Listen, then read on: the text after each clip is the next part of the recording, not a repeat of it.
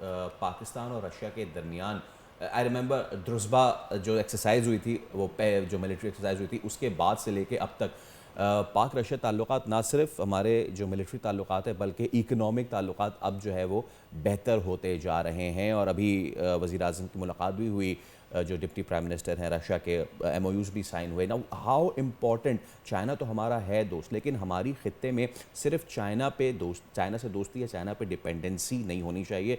How important it is कि हम Russia और रशिया से होते हुए जो स्तान कंट्रीज़ हैं उस तक अपने ट्रेड को लेके जाएं, ये बूस्ट कितना इंपॉर्टेंट है हमारे लिए?